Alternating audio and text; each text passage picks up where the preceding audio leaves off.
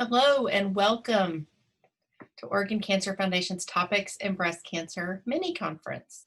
My name is Amy Johnston. I'm the director of the Oregon Cancer Foundation, and it's my pleasure to welcome you here today. Before we get started, I'd like to take this opportunity to thank our sponsors. They are Myriad, Oncotype DX, Caris Life Sciences, Seattle Genetics, and Eisai. Today's conference would not be possible without these sponsors, and we thank them for their support and their belief in our mission and their participation today.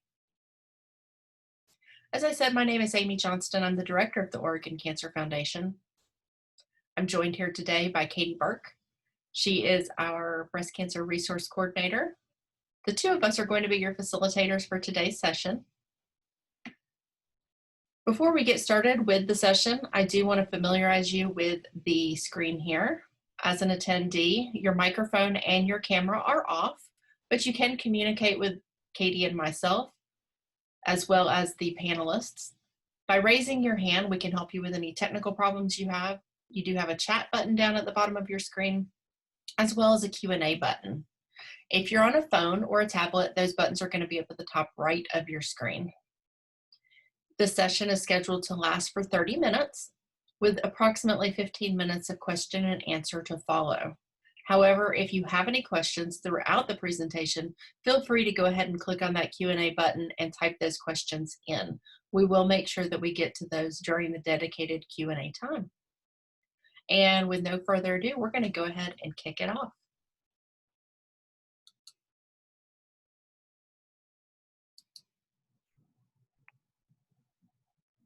Okay. Again, welcome to the Topics in Breast Cancer Conference. This session is implant-related lymphoma and revision options. The speaker for this session is Dr. Kia Movasagi. Dr. Movasagi is a board-certified plastic surgeon in private practice in Eugene, Oregon, specializing in aesthetic surgery of the face, breast, and body.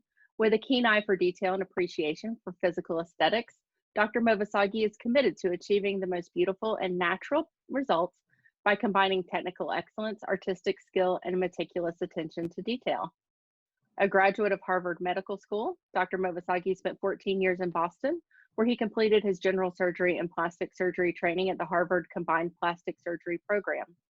He has trained extensively in some of the most renowned academic institutions, including Massachusetts General Hospital, Beth Israel Deaconess Medical Center, Brigham and Women's Hospital, Boston Children's Hospital, and Shriners Burn Hospital. Dr. Movasagi also received his DMD at the prestigious Harvard School of Dental Medicine, where he graduated magna cum laude. He is an active member of numerous professional societies, including the American Society of Aesthetic Plastic Surgery, the American Society of Plastic Surgeons, the Northwest Society of Plastic Surgeons, and is a fellow with the American College of Surgeons. A clinical assistant professor of plastic surgery at the Oregon Health Science University in Portland, Dr. Movasagi instructs and shares his knowledge of the latest techniques, including laser and endoscopic procedures with OHSU plastic surgery residents. Dr. Movasagi has made many contributions to the field of plastic surgery through numerous scientific publications, lecture, and by volunteering his surgical skill in the local community. Dr. Movasagi, we are so thrilled to have you today. Thank you very, very much. Thank you, Amy, for this kind introduction, and thank you, Katie, also for inviting me to this presentation. Thank you, Oregon Cancer Foundation, also for the wonderful work that they do, not only just taking care of our patients in our community, but also helping educating our patients to optimize their care through this journey of cancer treatment.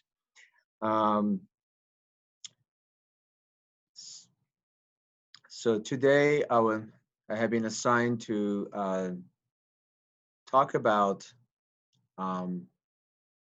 implant-related lymphoma and revision options in patients who have undergone either breast augmentation or breast reconstruction for breast cancer. However, I would also like to take this opportunity today to open it up to any topic related to breast cancer reconstruction that folks may have that they want to ask me. So it's not just limited to this topic. But this is a topic that many of you may have heard on the news or through the social media, and I think it's something that's great to be aware of as you decide on the type of implants that you're going to have or the type of reconstruction. So what patients need to know about breast implant associated anaplastic large cell lymphoma, or BIALCL. We're going to talk about what it is, the symptoms associated with BIALCL, the testing option, diagnosis, treatments, and prognosis. So what is BIALCL? It's a rare and highly treatable type of lymphoma that can develop around breast implants. It occurs most frequently in patients who have breast implants with textured surfaces. As a matter of fact, to this date, there are no well-known reports of BIALCL around an implant that's in a patient that has had only a smooth surface implant. So primarily, it's a textured device disease, as far as we can tell today. Now, the question is, what is the etiology? It is actually not a well-known entity, because it was only as recently as 2001 when we actually heard about this entity, and it's very rare. Therefore, we don't have a lot of data, a lot of cases to get a sense of what the cause is.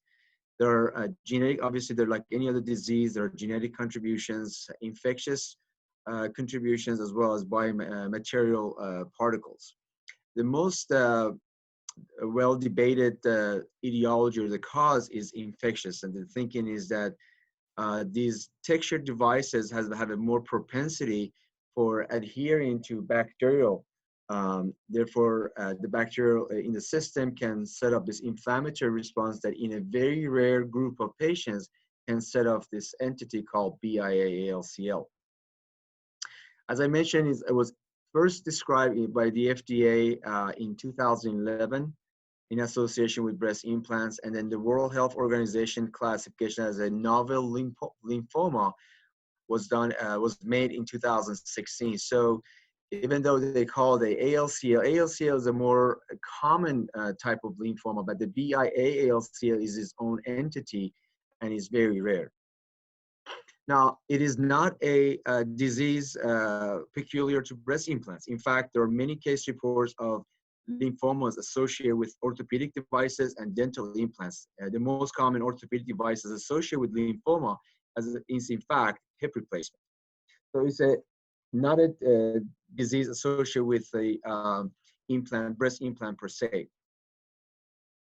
And as you can see in this report associated with a dental implant, there were multiple case reports. Now, what do we know in terms of the lifetime risk of BIALCL? Well, based on the data so far in US, depending on the type of the texture implants that was used, we have three different potential life risk. Now, in US market, the US market and European markets are different, but in US market, we have three manufacturers that make these implants.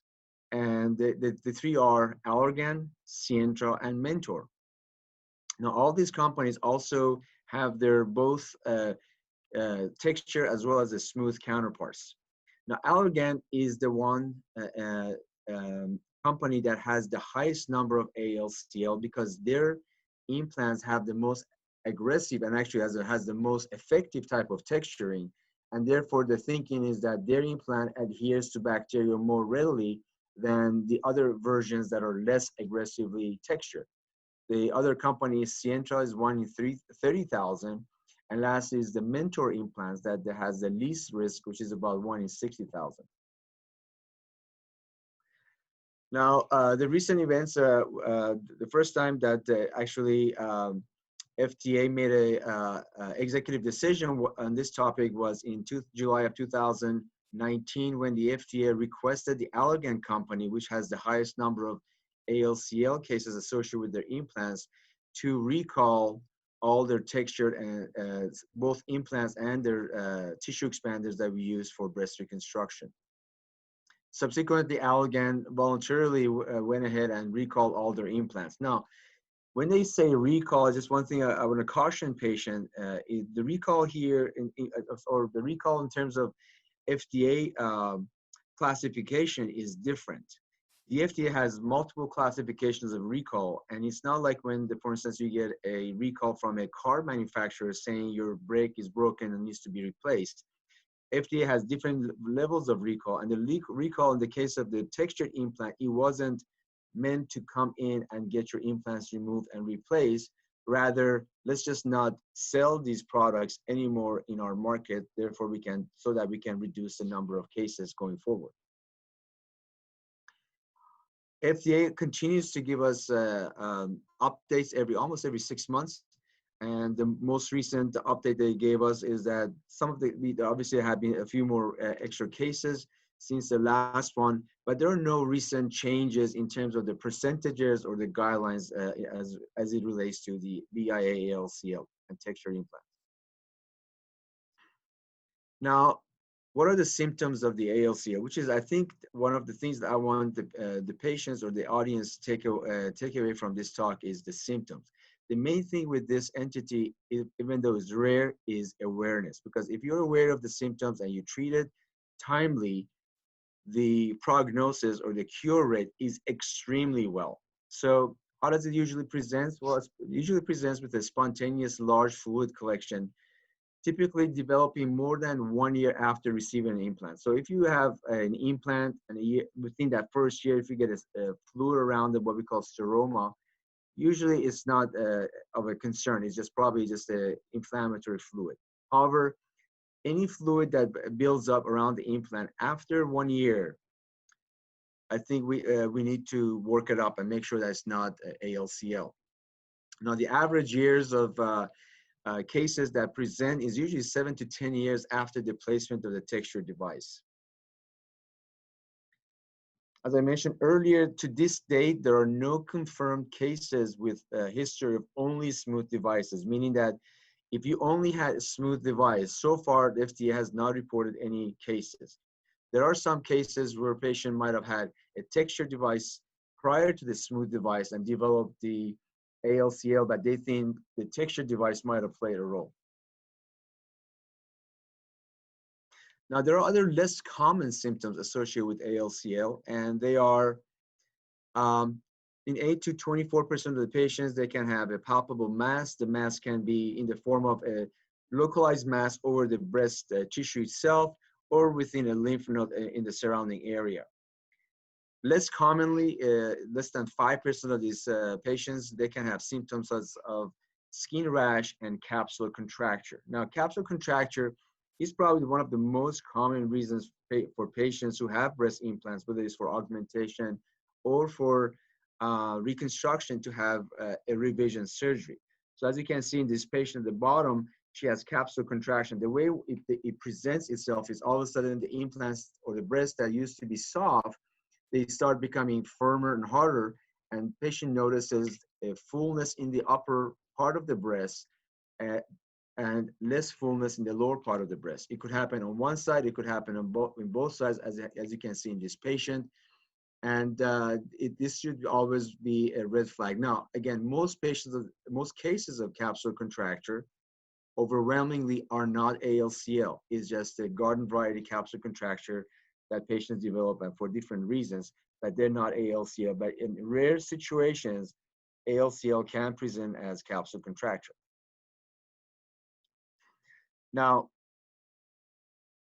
have you developed symptoms? Well, women who develop any symptoms that I just mentioned should see either their physician or plastic surgeon if they have access to their plastic surgeons to be evaluated, because the key is you need to be evaluated, have a physical examination, and in some of the cases, you may need further testing to rule in or rule out this entity. The key is catching it early, treating it early, and therefore having a complete cure after the treatment. Now, if you have developed symptoms, the patient will potentially start with getting an ultrasound, and if necessary, an MRI. And the purpose of it is to, number one, to see if there's any fluid around the implant. Number two, to see if there's integrity of the implant, meaning that the implant itself is intact and hasn't ruptured. And number three is to see if there are any masses outside of the capsule that forms around the implant. When you put an implant in the body, any type of implant, whether it's a hip replacement or a breast implant or a valve for your heart, your body doesn't recognize it, so it forms a capsule around it. So you have to make sure that in the case of ALCL, if there is actually ALCL, make sure that there are no masses or tumors of ALCL outside of the breast tissue.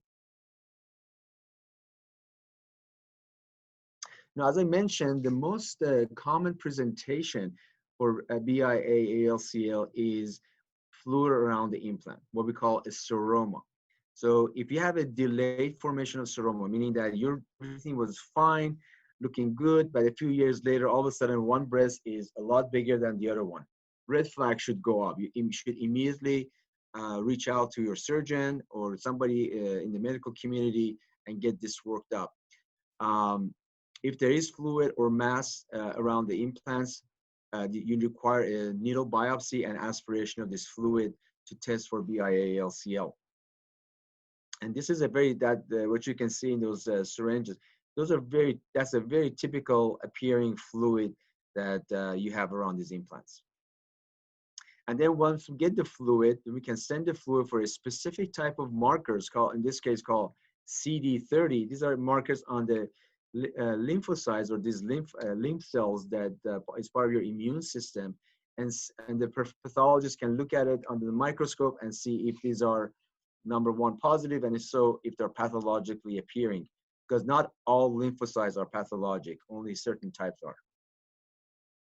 And this is like an example of what they appear under the microscope when they appear pathologic. And that's how you make a diagnosis of BIA-ALCL. So before you do anything treatment-wise, you want to know, or the surgeon want to know if you have ALCL or not, because the treatment would be different if you have fluid around your implant. Now, fluid collection that rules out the BIA-ALCL then will be assumed to be a typical seroma. So if you do not have ALCL, but you still have this fluid, which is again the most common diagnosis with fluid around the implant, is a benign appearing fluid. I've had many patients of mine who might have done something traumatic to the chest area, or they got hit, or did some kind of exercising, or something got torn inside them, and all of a sudden they develop with this fluid around it. Even though we do all this testing to make sure they do not have ALCL, most commonly it's just a benign seroma, and the treatment of benign seroma is just to place a drainage and you're done. The good news is, even though in some cases this could have been a seroma or ALCL associated with a cosmetically placed implant, most insurance companies today cover the diagnostic procedures as well as the treatment for BIA-ALCL. And even if you are diagnosed with ALCL, many of the manufacturers, in fact, cover the out-of-pocket expenses. So essentially, you can get treated at no cost for this entity. On the other hand, if you don't have any symptoms, then no testing of the fluid is required.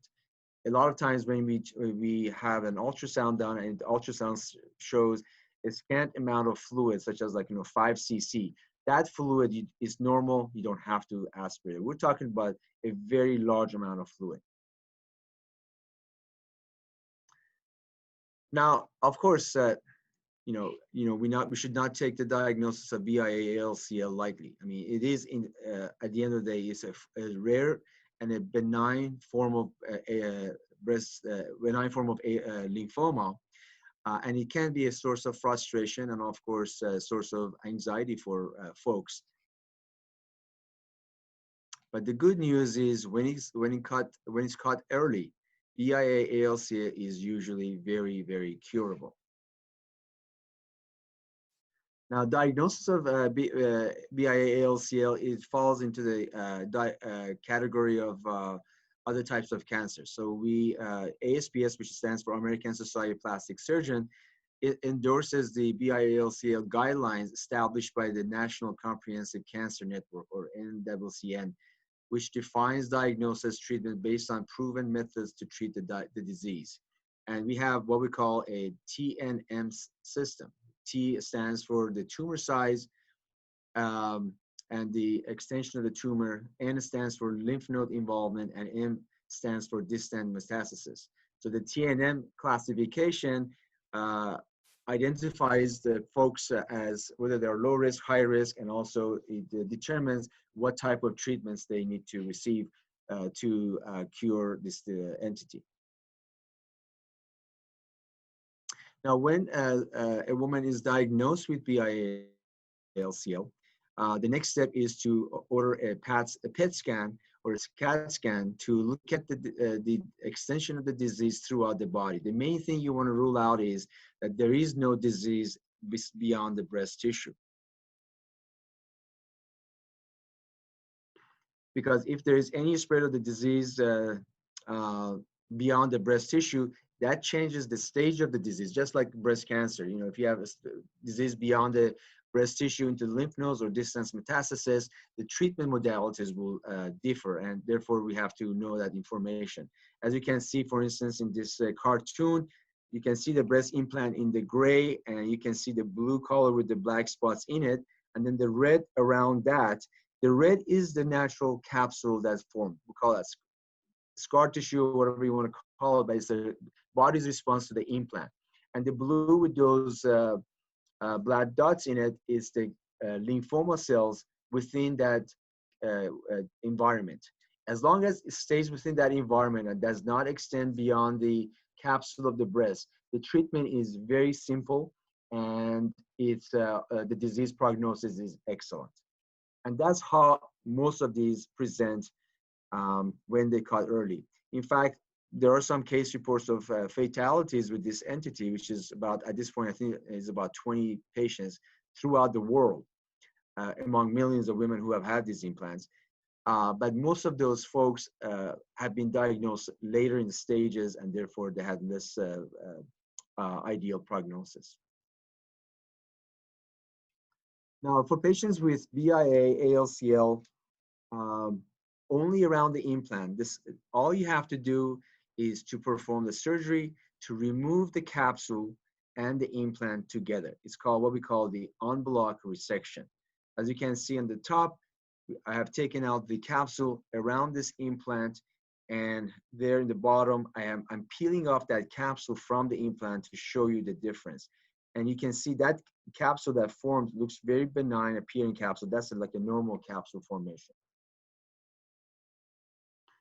Now here's a patient. This is there's only one case report of ALCL in the Lane County, and I have treated this patient. This patient, as you can see at the bottom, she presented with ALCL about 6 years after her original breast augmentation with a textured implant. And the way it presented itself was with a sudden massive swelling of the left breast. And we did an ultrasound, showed a lot of fluid around it. We had the radiologist aspirate the fluid for us and send it to pathology, and it came back as ALCL. Then we did further diagnostic workup, including ultrasound and PET scan, and fortunately, she did not have any disease beyond that fluid. In fact, even the capsule was benign. So the treatment for her was relatively simple, meaning that she had to go to the operating room and take the implant out with the capsule. Now you can see the body forms a capsule on both sides. Even on the right side, which is normal, the body forms a capsule. The capsule is not an abnormal feature. It's what happens in that fluid, and then the cells in that fluid that can start going through the capsule and spread beyond that can become pathologic. But having a capsule around your implant is not pathologic.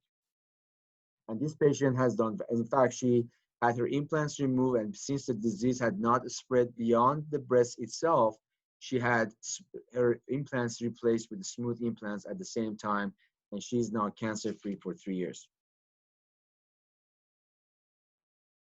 Now, patients who have more advanced forms of BIA-ALCL, which are less than 3 to 5% of these patients, and these are the patients who present with disease in the lymph nodes and other distant organs, they require chemotherapy or what we call adjuvant treatment, as you would do, for instance, in case of regular breast cancer. So as we talked earlier, the good news is the majority of these cases are early and have excellent cure rate. And in fact, 95% of the patients are stage 1A, which is essentially like having a skin cancer in your skin. All you have to do is cut out the skin cancer and you're cured. All you have to do is take out the implant and the capsule and you're cured. Now, what happens after the treatment? Well, the surveillance and the reporting is very important. So you get the clinical examination every 3 to 6 months for 2 years. That's what happened with my patient. She was seen by her oncologist, our own Dr. Benjamin Cho, every 3 to 6 months for 2 years. And she also had a PET scan and CT scan every 6 years, every 6 months for 2 years. And we also reported her to the registry that's run by the FDA, so that the FDA has more data. We actually send samples to the MD Anderson so they can run some tests on it and hopefully can further the knowledge about this disease. But now the main question then is, which is the most common phone call I get. As I said, there are millions of these implants out there. And I have only seen one case of ALCL in Lane County. So what if I am asymptomatic but have textured implant? That's the most common, that's common information that or the phone calls and requests I get from my patients. This is what the FDA says. Number one, awareness, which is why we're doing what I'm doing this presentation for. Why when I see my patients, I always give my patients a brochure with all this information that I'm just presenting to you, because you need to be aware of it. It's rare, but awareness is the key. The other thing is the surveillance of your implants for rupture or fluid around the implants. If you have a silicone implant, you could have a rupture and not be aware of it. This is unlike a saline implant, where if you have a rupture, essentially you wake up in the morning and your volume is gone. We'll call a flat tire. But in the case of a silicone implant, if you have a rupture, you're not going to know. So the silicone is going to stay within that pocket. So the key is to have surveillance of these implants periodically.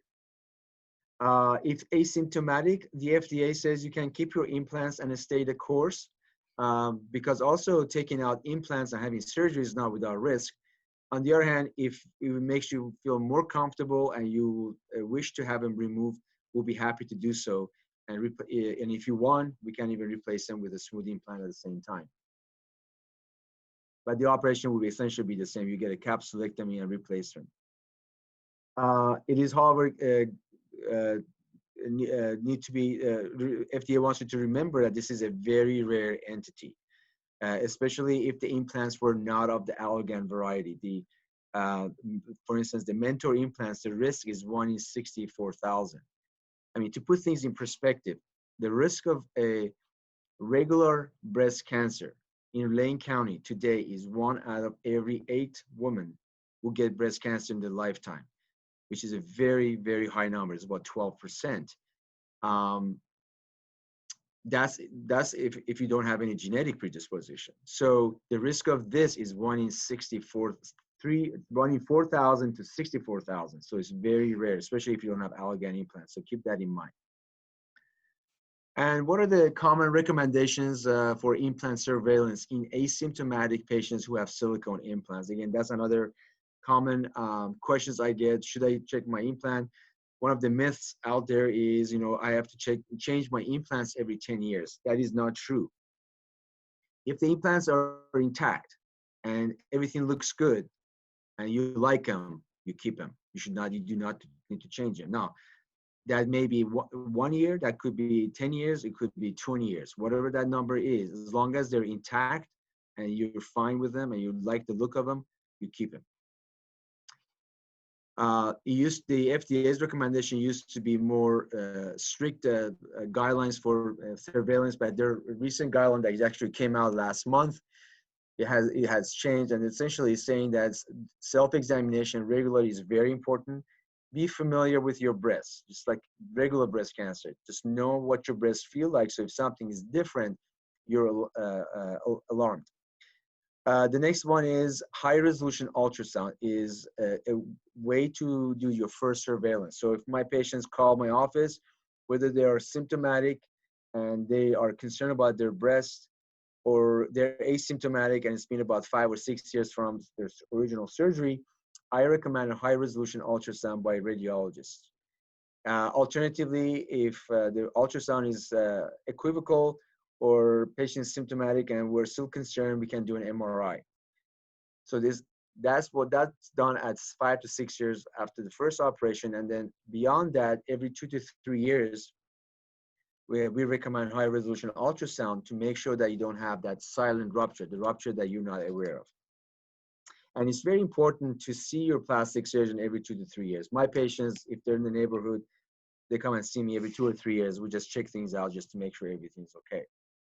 So that's where we are with this topic in terms of what we know about ALCL and what the FDA tells us to do and how we can go forward with surveillance. But with that said, I would like to open up the floor for questions. As I said, you can ask me questions about the BIA-ALCL, or we can talk about any other topic in regards to breast reconstruction that you may have.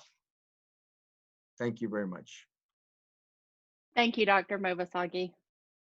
That really was wonderful. So as a reminder, to submit your question, there's a Q&A button down at the bottom of your screen. You're going to want to click on that and type your question in. So we'll give everybody just a couple minutes to go ahead and start typing those questions in. Dr. Movasagi, while we're waiting, was there anything you'd like to touch on? Yeah, I think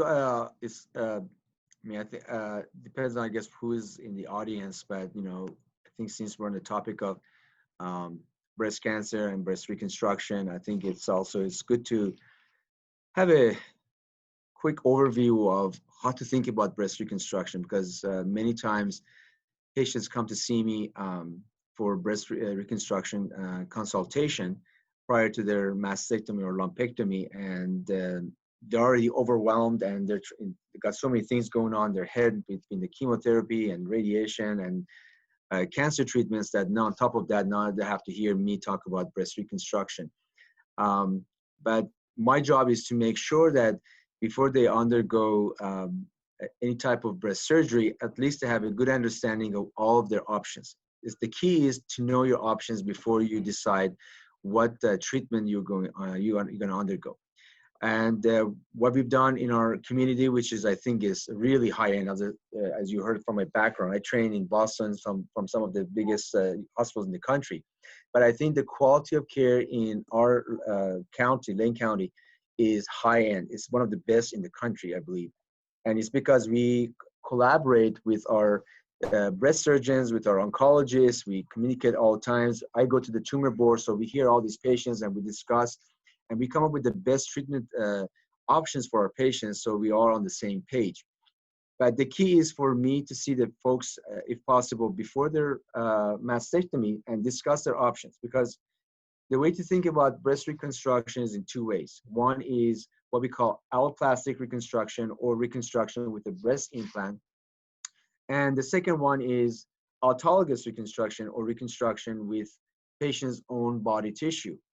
And every option has pros and cons. There is no holy grail, or there is no one-size-fits-all option out there.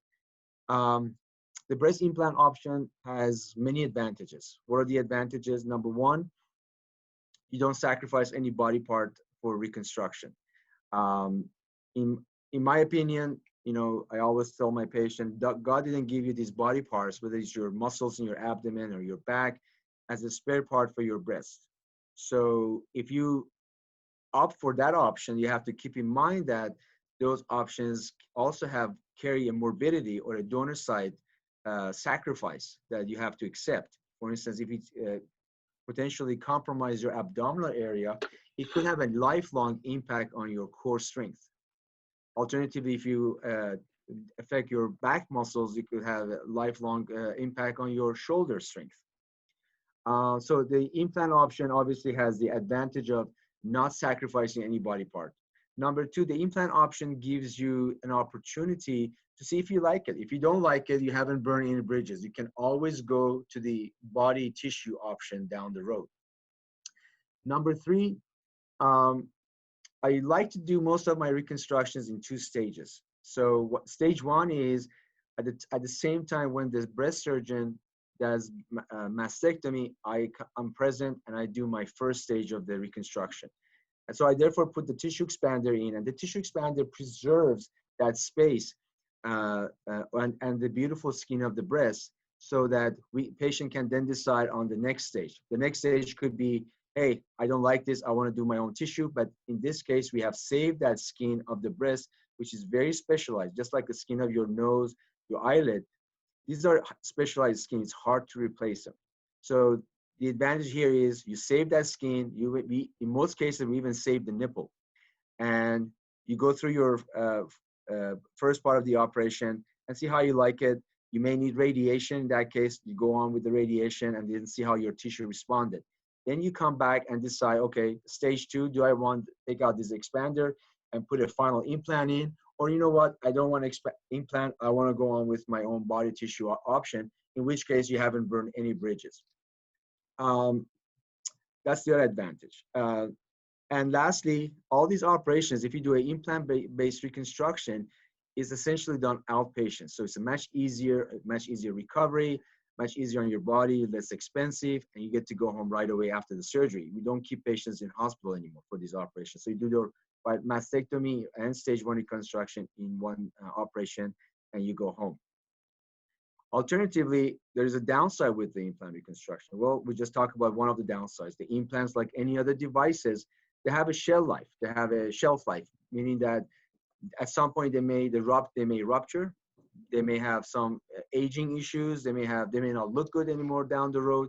You may need to have revision surgeries, but those are the possibilities or the downside of the implant. So they continue to age, and you may need to have additional surgeries down the road.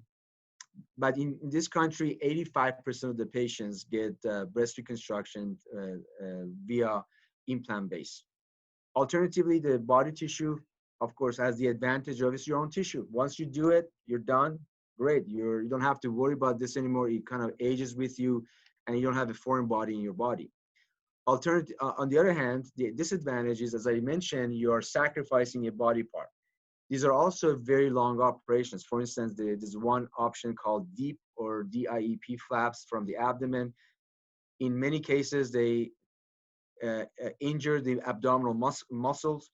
They have to also remove a portion of your ribs to attach the blood vessels into the arteries that goes to that they down the road may use for a bypass surgery.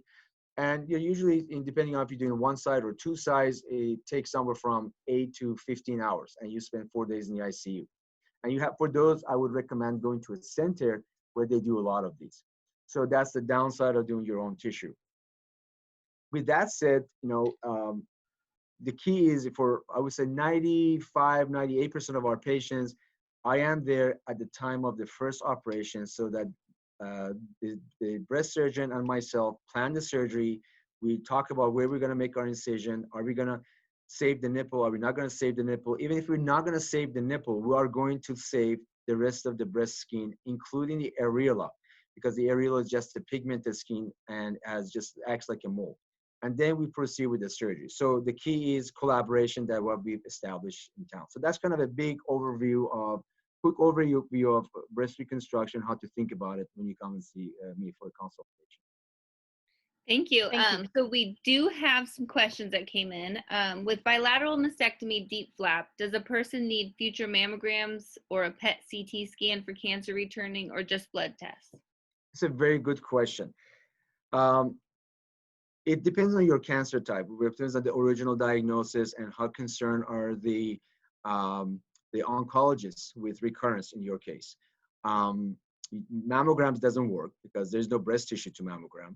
However, if your oncologist is concerned about recurrence issues, they may recommend MRIs with certain intervals going forward. Okay. And then are there any other diseases, side effects from implants as in autoimmune diseases? That's another very good question. Another, so of the two disease entities that is getting a lot of attention these days, one is Bialcl that we just talked about, and that's actually a known entity. It's a medical diagnosis, and we know how to test it and how to diagnose it and how to treat it. On the other hand, there's this kind of a vague entity, which is a creation of social media. It's called breast implant illness, or BII, and it's a kind of a conglomeration of certain symptoms. And if you actually look up the topic, there are more than 80 symptoms now associated with it. So it's a wide variety of people who have gone and reported these, and with certain symptoms of joint pain, hair loss, autoimmune diseases, so forth and so on. And they've all come together as this entity called BII. It is not a approved medical diagnosis at this point.